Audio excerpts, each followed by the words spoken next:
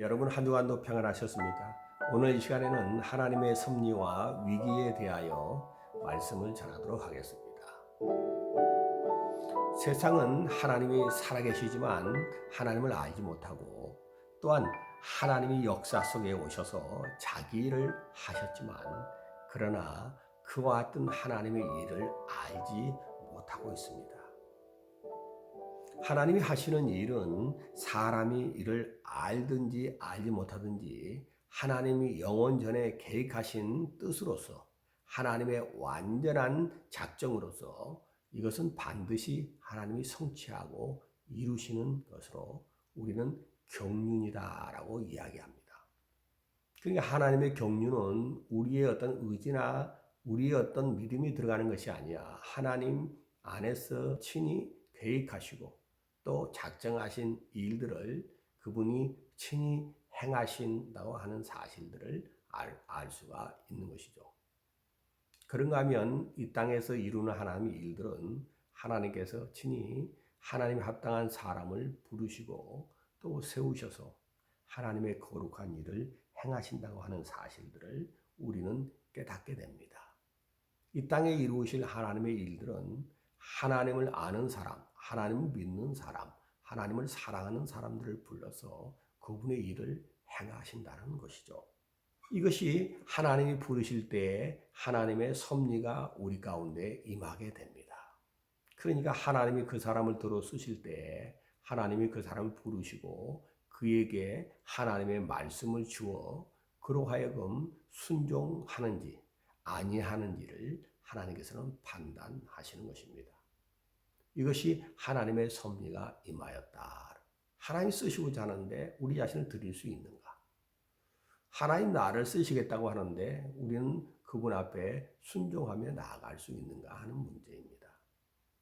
근데 놀라운 것은 하나님이 하시는 일들은 사람이 하는 일과는 차이가 있습니다.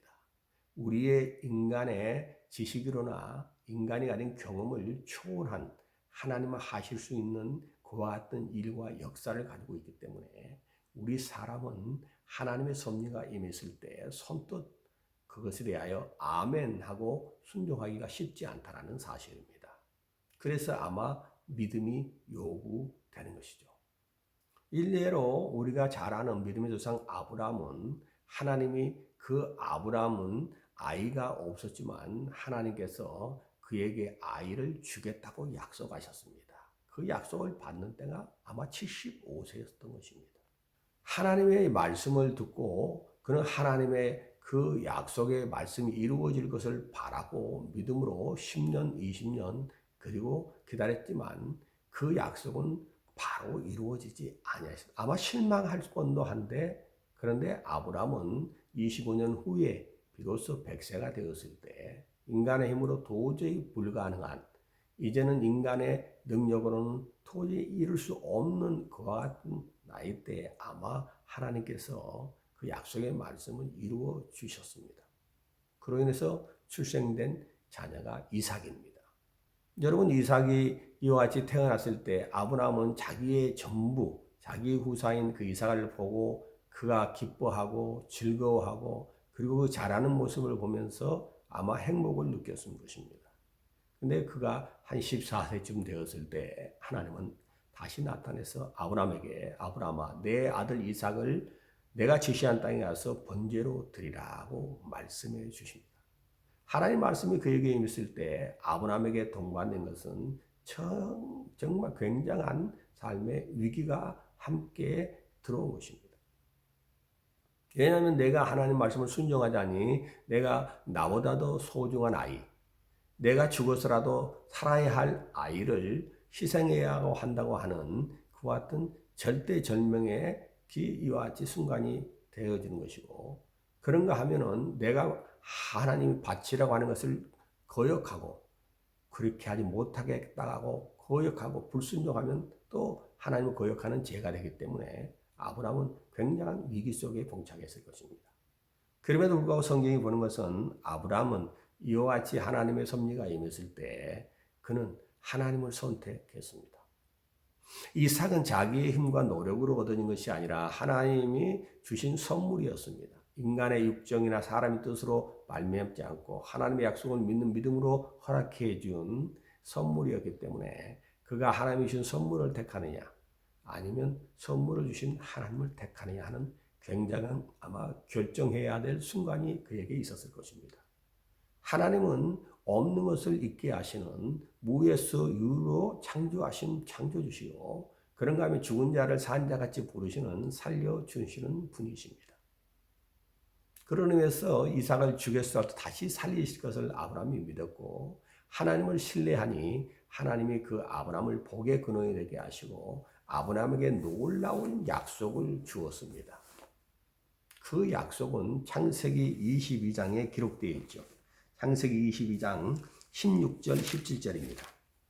가라사대 여호와께서 이르시기를 내가 나를 가리켜 맹세하노니 내가 이같이 행하여 내 아들 내 독자를 아끼지 아니하였는즉 내가 내게 큰 복을 주고 내 씨로 크게 성하여 하늘의 별과 같고 바닷가의 모래 같으니 내 씨가 그 대적의 문을 얻으리라. 아브라함에게 큰 복을 주고 내 씨로 크게 성하여 하늘의 별과 같고 바닷모래 같은데 내 씨가 대적의 문을 얻으리라. 다시 말하면 대적하는 자, 마귀를 무는 권세, 마귀 권세를 깨뜨릴 그와 같은 여인의 후손, 바로 하나님의 아들이 이 땅에 메시아에서 올 것이다. 마태복음 1장 1절에도 아브라함과 다윗의 자손 예수 그리스도의 세계라 하므로 아브라함의 믿음의 혈통을 따라 오신 이가 예수 그리스도라고 하는 사실들을 성경은 기록하고 있죠. 이 엄청난 복을 아브라함은 받게 된 것입니다. 여러분 그러나 아브라함이 이와 같이 하나님의 말씀이 임하였을 때 그 삶의 위기가 함께 동반되었습니다. 아들을 바칠 것인가?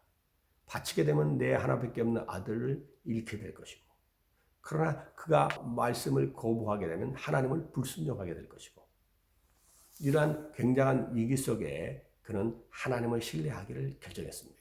그리고 하나님 말씀을 순종하였으므로 하나님이 하나님의 아들을 이 땅에 보내셔서 온 인류를 살게 하는 온 인류가 그로 말미암아 복을 받는 은혜를 하나님은 얻게 해주셨으니 이것이 얼마나 큰 축복이 되겠습니까? 신약 성경에 우리가 아는 믿음의 여인 마리아라는 처녀가 있습니다. 하루는 그 처녀에게 천사가 나타나서 하나님의 은혜를 받은 자요. 내가 하나님의 거룩한 자를 잉태하고 출생할 것이다 라는 이와 같이 그 예언의 말씀을 전합니다. 여러분 마리아가 얼마나 놀랐겠습니까? 마리아는 당시 아직은 사내를 경험하지 않았다고 했습니다. 아직은 어린 소녀일 뿐입니다. 그런데 그에게 나타나서 내가 하나님의 아들을 잉태할 것이다 라고 했으니 이의 말을 들을 때 아마 그는 너무나 놀랐을 것입니다. 아니 이것이 어찌된 연고입니다. 나는 사내를 경험한 적이 없습니다. 사내와 동침한 적이 없습니다. 나에게 어떤 이런 일이 있을 수 있습니다. 그때 하나님의 성령이 임하고 내게 하는 권능이 임하면 하나님께서 내 태를 들어서 하나님의 거룩한 자를 잉태하고 출생시킬 것이다 하는 말씀을 들을 때 마리아는 주저하지 않았습니다. 비천한 나는 계집종이 주의 말씀이 내게 이루어지다라는 위대한 고백을 하게 된 것이죠. 누가복음 1장 38절을 우리 보겠습니다. 누가복음 1장 38절에는 마리아의 믿음의 고백이 나와 있습니다. 마리아가 가로되 주의 계집종이니 말씀대로 내게 이루어지다며 천사가 떠나니라. 그러니까 마리아에게 이와 같이 마리아가 천사에게 말하되 나는 사내를 알지 못하니 어찌 일이 있으리까? 천사가 대답하되 성령이 내게 임하시고 지극히 높은 이 능력이 널 덮으리니 이로부 나실 바 거룩한 자는 하나님의 아들이라 할 거리라. 여러분 마리아는 하나님의 말씀이 그에게 임할 때 이 섭리를 거절하지 않았습니다. 도리어 하나님의 거룩한 아들이 잉태한다 할 때 그는 엄청난 위기가 동반됨에도 불구하고 그는 그리하옵소서. 나는 하나님의 말씀을 거역할 수 있는 아무런 권한이 없습니다. 하나님의 말씀이 하라 하면 하고 가라면 가야 될 자입니다. 절대적으로 순종해야 할 피조, 종의 모습을 갖고 있는 마리아의 신앙을 볼 수 있습니다. 우리가 예수님을 주인이라고 고백하는 것은 그분이 나의 왕이라는 것입니다. 명령할 수 있는 분이요 나는 그 명령에 순종해야 할 자입니다 하는 것을 고백하는 것이죠. 그것이 예수님은 나의 주십니다. 나의 왕이신다는 고백이 아닙니까? 마리아는 당시의 처녀였습니다. 처녀가 이와 같이 간음을 행하여 이 아이를 잉태하게 됐을 때는 율법에 의하면 돌에 맞아 죽어야 합니다. 그런가 하면 정혼한 자가 잉태되었을 때는 부정한 일로 잉태하게 되면 아마 화형을 치렀다고 이와 같이 이 유대 전승에는 기록되어 있습니다. 그러니까 마리아는 이와 같이 아직 사내를 경험하지 아니한 자로서 배가 불러오고 아이를 가졌다는 것이 드러나게 되면 그가 죽을 수 있습니다. 사람들 앞에 끌려가 돌에 맞아 비참한 죽음을 당할 수 있습니다. 뿐만 아니라 정혼한 여인에서 불에 태워져 죽을 수 있습니다. 그런 위기가 동반될지라도 그는 하나님 말씀은 내게 이루어져야 한다는 것입니다. 하나님이 나를 부르시고 나를 쓰신다면 그리하옵소서.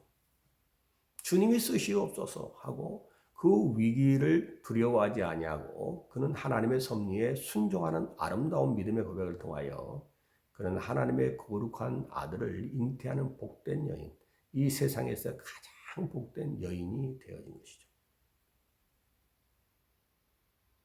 여러분은 어떻습니까? 우리에게 하나님 말씀이 들려질 때, 우리가 성경을 읽을 때나 하나님 말씀을 들을 때나 그리고 우리가 어떤 도서책을 볼 때나 우리가 하나님의 말씀들이 우리를 감동하고 우리에게 명하실 때 여러분은 어떻습니까?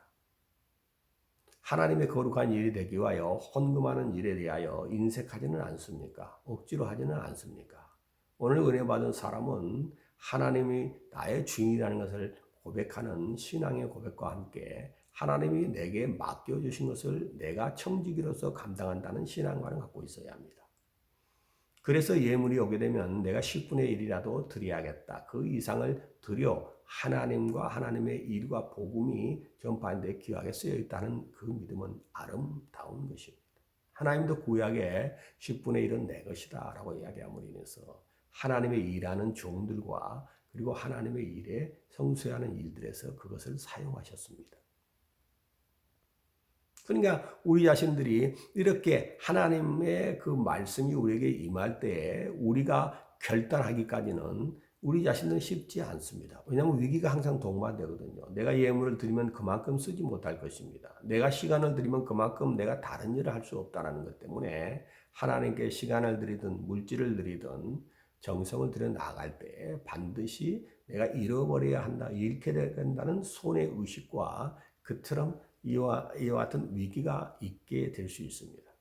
그럼에도 불구하고 하나님은 없는 것을 있게 하시니요 죽은 자를 살리시는 분이라는 절대적 믿음과 신뢰를 가진다면 하나님이 은혜 주신 그가 아들까지 내어주신 이가 어찌 아들과 함께 모든 것을 은사로 주시지 않겠느냐. 로마서 8장 32절 이하에 말한 것처럼 하나님의 일하는 자들에게 좋은 것을 주시고 더 아름다운 것을 채워주실 것을 믿는다면 우리가 삶의 위기가 동반될지라도 믿음으로 순종하는 아름다운 결단을 이룰 수 있을 것입니다.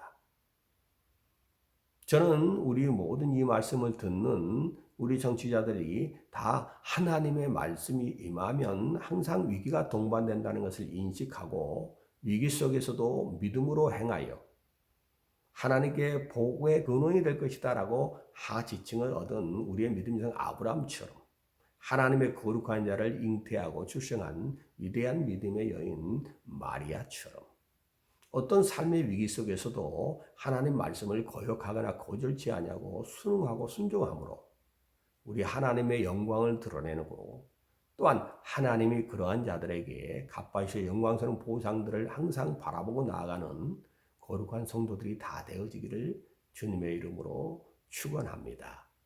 어떤 위기 속에서도 하나님께 순종을 보여 하나님의 아름다운 일들이 이루어지는 통로가 되어지기를 바랍니다. 우리가 복음을 전하는 일에도 세상과 미움과 핍박을 받을 수 있습니다.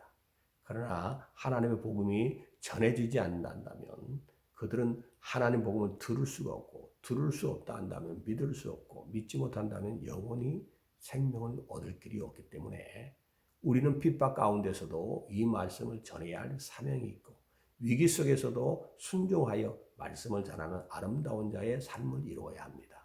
물론 언어만 말로만 아니라 행실과 삶으로서 본을 보이고 아름다운 섬김과 사랑을 통해서 우리 자신들이 그리스도의 향기나는 냄새가 되어진다면 하나님의 나라가 더 확장되어지고 귀하가 완벽히 쓰임받는 우리 일생이 될 것을 확신합니다. 우리가 한 주간에도 예수님이 우리에게 베푼 은택을 기억하고 하나님이 이 땅에 이루어질 거룩한 뜻들은 하나님의 사람을 부르시고 거룩하게 사용하신다고 하는 사실들을 깨닫고 우리 모두의 어떤 섭리 속에서도 어떤 위기가 동반될지라도 하나님 말씀을 순종하고 받아들이는 겸손히 쓰임받는 일꾼들이 되시기를 주의 이름으로 축원합니다. 기도합시다. 하나님, 우리 삶에 주의 임재하심과 또 부르심과 세우심이 있을 때 우리가 어떤 환경 어려움 속에서도 믿음을 잃지 아니하고 끝까지 감당할 능력을 주시옵소서. 삶의 위기가 항상 동반되어 하나님의 섭리가 임한다는 걸 깨닫고 두려워하지 아니하고 하나님을 신뢰하고 믿음으로 죽은 자를 살리시고 없는 것에 있게 부르시는 하나님의 능력을 힘입고 우리 모두가 귀하고 아름답게 쓰임받는 일생을 이루게 하여 주옵소서. 예수의 이름으로 기도합나이다. 아멘.